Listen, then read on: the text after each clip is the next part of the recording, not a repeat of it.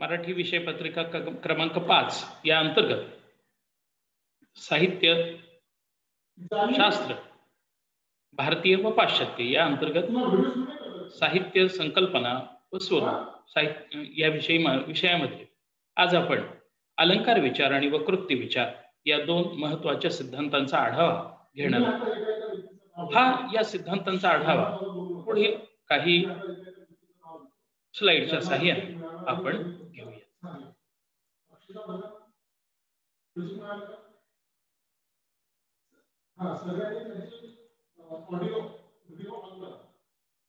भारतीय साहित्यशास्त्र संकल्पना व सिद्धांत याच्या अंतर्गत अलंकार विचार या एका महत्त्वाच्या संकल्पनेचा विचार आपण करू। अलंकार विचार हा भारतीय साहित्यशास्त्रातला एक महत्त्वाचा विचार आहे। आपण अलंकार या संकल्पनेचं स्वरूप पाहूया। नेहमीच्या जीवनामध्ये आपण अलंकार म्हणजे दागिना या अर्थाने वापरतो। आपल्या शरीरावरती आपण तो परिधान करतो आणि हा परिधान केलेला अलंकार आपण आपल्या सौंदर्याच्या वृद्धीकरिता वापरत असतो। परंतु काव्यशास्त्रातील अलंकाराची संकल्पना ही काहीशी वेगळी आहे। साहित्याचा विचार करताना, काव्याचा विचार करताना तत्कालीन साहित्यशास्त्रज्ञांनी काव्याचे तत्व कशामध्ये आहे हे शोधण्याचा प्रयत्न केला आणि हे शोधताना त्यांनी अलंकार ही एक महत्त्वपूर्ण संकल्पना मांडली। या अलंकार या संकल्पनेचे विविध अर्थ आपल्याला काव्यशास्त्रामध्ये आढळून येतात। पहिल्या टप्प्यावरती ज्याच्या योगे काव्याला शोभा येते अथवा सौंदर्य येते तो गुणधर्म म्हणजे अलंकार होय।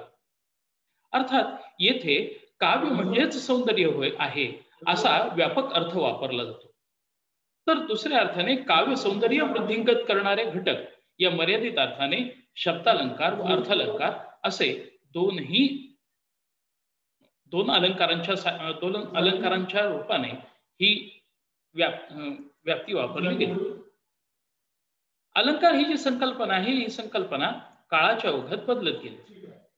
आता ही कशी बदलली ते आपण पाहूया।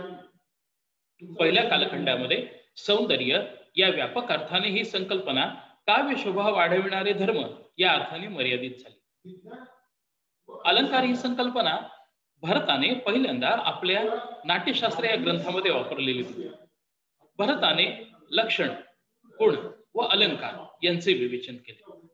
लक्षण, गुण आणि अलंकार म्हणजे नेमके काय हे आपण अगदी थोडक्यात बघूया। अर्थात हे भरताच्या नाट्यशास्त्रामधले विवेचन आहे। लक्षण म्हणजे ज्याच्या योगाने कवी प्रतिभा, नाट्य प्रतिभा निर्माण होते त्याला त्यांनी लक्षण असे संबोधले। तर गुण म्हणजे ज्यामधनं नाट्यामध्ये सौंदर्य आणले जाते ते गुण व तसेच अलंकार म्हणजे या सर्व सौंदर्याची परिणत स्थिती म्हणजे अलंकार होय। या अलंकारांमध्ये त्याने नाट्य अलंकाराचा देखील समावेश केला। नाट्याचे समग्र असे सौंदर्य हे या अलंकारामध्ये अभिप्रेत आहे। कालांतराने भरताने सांगितलेल्या लक्षण, गुण व अलंकार या तीनही संकल्पना एकत्रितरित्या येऊन त्याचे अलंकार बनले। कालांतराने त्याचा मोठा विस्तार झाला। काव्य म्हणजे अलंकार म्हणजे सौंदर्य हे काव्यातील महत्वाचे तत्व एकेकाळी जे व्यापक होते ते हळूहळू त्यात बदल होऊ लागले आणि अलंकार म्हणजे काव्य सौंदर्य नव्हे तर अलंकार म्हणजे सौंदर्य वाढवणारे घटक, सौंदर्य वाढवणाऱ्या गोष्टी हे त्यामध्ये मानले जाऊ लागले। एका उदाहरणाद्वारे आपण हे स्पष्ट करूया। जसे एका उदाहरणामध्ये काव्यातील अलंकारांना विभ्रमाची संकल्पना मांडली गेली। विभ्रम म्हणजे मोहक हावभाव। ज्याप्रमाणे एखाद्या स्त्रीचे मोहक विभ्रम हे अधिक सौंदर्य निर्माण करतात परंतु ते तिच्या शरीराहून वेगळे काढून दाखविता येत नाहीत। अगदी तद्वतच अलंकार हे काव्यात समाविष्ट असतात, ते वेगळे काढून दाखविता येत नाही अशी भूमिका ही काव्य म्हणजे सौंदर्य या व्यापक दृष्टिकोनात होती। कालांतराने मात्र ही संकल्पना जाऊन त्याला बाह्य अलंकारांचे रूप प्राप्त झाले। साहित्याचा, काव्याचा अधिक खोलवर विचार करायला जाऊ लागला, तसतसे काव्याचे जे दोन महत्वाचे घटक आहेत, जसे की शब्द आणि अर्थ, या दोन घटकांचा विचार केला जाऊ लागला. शब्द विषयक सौंदर्य वाढवणारे ते शब्द अलंकार, जसे यमक, अनुप्रास इत्यादी. यमक ज्या वेळेला काव्याची शेवटच्या ओळी, शेवटचे अक्षर हे सारखेच असते, त्यावेळेला यमक निर्माण होते, हे तुम्हाला माहिती आहे. म्हणजे एका सोप्या उदाहरणातून आपल्याला हे लक्षात येते. हिरवे हिरवे गार गालीचे, हरित तृणांच्या मखमालीचे, यामधील चे चे चे हे यमक साधने आहे. अनुप्रास मध्ये एकाच शब्दाची पुनरावृत्ती हे आपल्याला दिसून येते. शब्दविषयक सौंदर्य वाढवणाऱ्या अशा या विविध अलंकारांना शब्दालंकार असे मानले जाईल. तर अर्थविषयक सौंदर्य वाढवणारे जे अलंकार आहेत, त्यांच्याकरिता अर्थालंकार ही संकल्पना वापरली जायला लागली. जसे की उपमा, रूपक इत्यादी अलंकार. ह्या शब्दालंकारांची आणि अर्थालंकारांची उदाहरणे मी तुम्हाला दिलेल्या टिपणांमध्ये तुम्हाला मिळणारच आहे. आपल्याला इथे लक्षात घेणे एवढेच गरजेचे आहे, ते म्हणजे असे की वेगवेगळ्या शब्दांच्या चमत्कृतीविषयक व अर्थाच्या चमत्कृतीविषयी जे उपयोजन आहे, त्या उपयोजनांना अलंकार ही संज्ञा प्राप्त झाली. कालांतराने या अलंकारांच्या संख्येमध्ये इतकी वाढ झाली की वर्गीकरणाची संकल्पनाच तिथे अप्रस्तुत झाली. जसजसे काव्य प्रयोग व्हायला लागले, जसजसे काव्यातील बदल व्हायला लागले, तसतसे अलंकारांमध्ये देखील बदल व्हायला लागले. आणि जसजसे अलंकारांची व्याप्ती वाढायला लागली, ती व्याप्ती अर्थविषयक व्याप्ती न होता ती संख्यात्मक व्याप्ती झाली. अलंकार हेच काव्याचे सौंदर्य, अलंकारातूनच काव्य निर्माण होते, अशा काही भूमिकेमधनं काव्यविषयक रचना म्हणजे अलंकारांच्या रचना अशी धारणा निर्माण झाली. अर्थातच ही धारणा कालांतराने बाद ठरली आणि या वाढत्या संख्येने व वर्गीकरणाच्या अप्रस्तुततेमुळे नव्या काव्य तत्वाची गरज भासायला लागली. आणि हे नवे काव्य तत्व पुढे आले, ते म्हणजे वक्रोक्ती होय. वक्रोक्ती म्हणजे वक्र अशी उक्ती. काव्यात सौंदर्य कशामुळे निर्माण होते या प्रश्नाचे उत्तर देताना वक्रोक्ती या तत्वाचा पुरस्कार करण्यात आला. वक्रोक्ती म्हणजे वक्र अशी उक्ती. वक्र म्हणजे वाकडी नव्हे. आपल्याला नेहमीच्या जीवनामध्ये काही चतुर माणसे अशी दिसतात की ती बोलताना अशा पद्धतीने बोलत असतात की ते आपल्याला ऐकतच राहावेसे वाटते. हे त्यांच्या आवाजातील केवळ चढउताराचे वैशिष्ट्य नसून ते वापरत असलेल्या शब्दांचे आणि त्यातील अर्थाचे वैचित्र्य हे महत्वाचे असते. या वेगळ्या पद्धतीने बोलण्याला वक्रोक्ती असे म्हटले जाते. वक्रोक्ती विचाराची पहिल्यांदा मांडणी भामहाने केली. त्याने या सिद्धांताचा पहिल्यांदा निर्देश केला. त्याने असे म्हटले की सैषा सर्वेव वक्रोक्ती अन्य या अर्था विभाव्यते. अर्थात काव्यात सर्वत्र वक्रोक्तीचे अधिराज्य असते. त्याने अतिशयोक्ती हे वक्रोक्तीच मानली आणि सर्व अलंकारांच्या मुळाशी अतिशयोक्ती आहे हे त्याने सांगितले. लोकातिक्रांत गोचरत्व म्हणजे वेगळे वचन म्हणजे बोलणे. सर्व लोक ज्या पद्धतीने बोलतात त्यापेक्षा काहीसे वेगळे बोलणे म्हणजे वक्रोक्ती होय. आणि या वक्रोक्तीचे तत्व हेच काव्याच्या आणि साहित्याच्या सर्व अलंकारांच्या मुळाशी आहे असे विवेचन भरताने केले. वक्रोक्तीची पद्धतशीरपणाने मांडणी कुंतकाने केली. कुंतक या मीमांसकाने आपल्या वक्रोक्ती जीवित या ग्रंथात भामहाच्या वक्रोक्ती विषयक विचारांचा विस्तार केला. काव्याचे जीवित काय, काव्याचे आत्मतत्व काय याविषयीचा शोधामध्ये भारतीय साहित्यशास्त्र कायमच राहिले. भारतीय साहित्यशास्त्राने आत्मा आणि शरीर या रूपकाच्या साहाय्याने काव्यामधील वैशिष्ट्याचे विवेचन केले. कुंतकाने वक्रोक्ती हेच काव्याचे जीवित मानले. त्याचं वचन असे की वक्रोक्ती एवं वैदग्ध्य भंगी भणिती उच्यते. अर्थात विदग्ध लोकांची बोलण्याची पद्धती म्हणजे वक्रोक्ती होय. आता विदग्ध लोक म्हणजे कोण?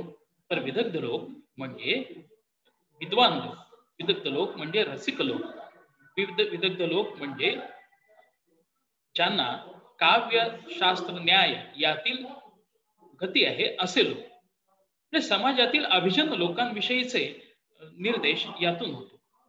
या विदग्ध लोकांची बोलण्याची विशिष्ट पद्धत म्हणजे वक्रोक्ती. काव्याच्या संदर्भात विचार करायचा झाल्यास ही वक्रता म्हणजे कवी व्यापार असून त्यातून आल्हाद निर्माण होतो. आता कवी व्यापार म्हणजे काय? तर काही शब्द आपल्यालाही माहिती असतात, कवीलाही माहिती असतात. काही संकल्पना आपल्यालाही माहिती असतात, कवीलाही माहिती असतात. परंतु कवी त्या शब्दांची रचना अशा काही सुंदर पद्धतीने करतो, त्या शब्दांमधील अर्थ अशा काही सुंदर पद्धतीने मांडतो की त्यातून आनंद निर्माण होतो आणि तो रसिकांना आस्वाद्य होतो. वक्रोक्ती संबंधात आणखीन एक विवेचन मांडले जाते ते म्हणजे अग्राम्यता होय. वक्रोक्ती म्हणजे काही दुसरे तिसरे काही नसून अग्राम्य असणे अशी भूमिका मांडली जाते.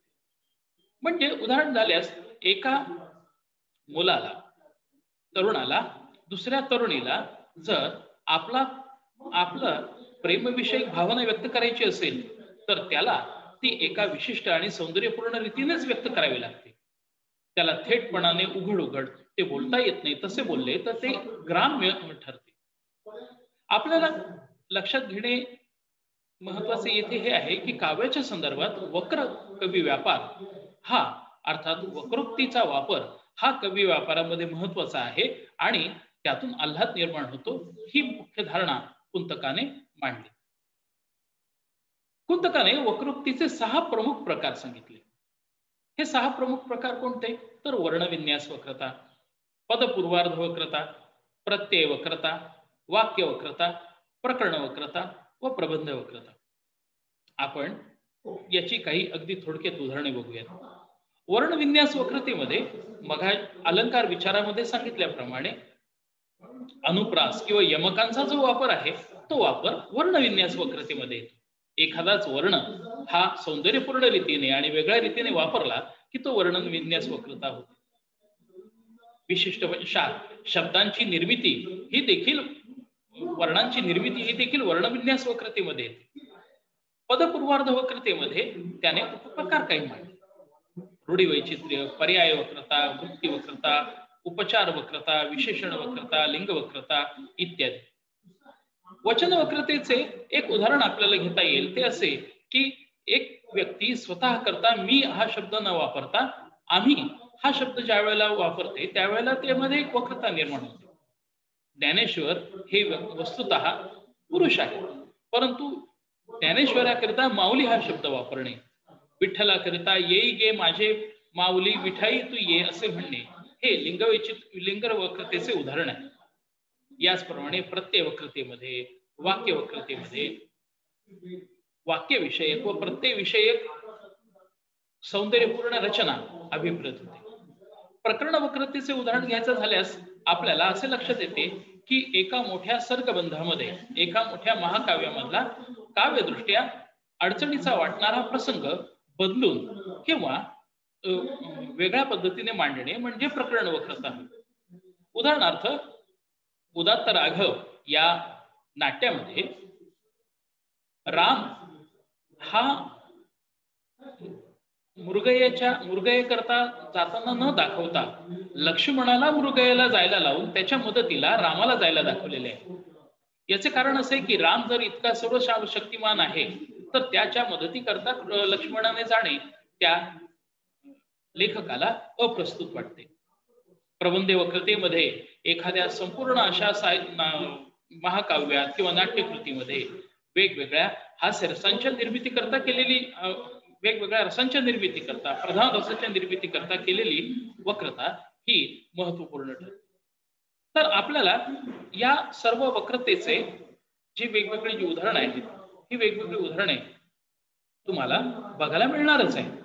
तुम्हाला दिलेल्या टिपणांमध्ये याचा विस्तृत असा समावेश हा केला जाणार आहे.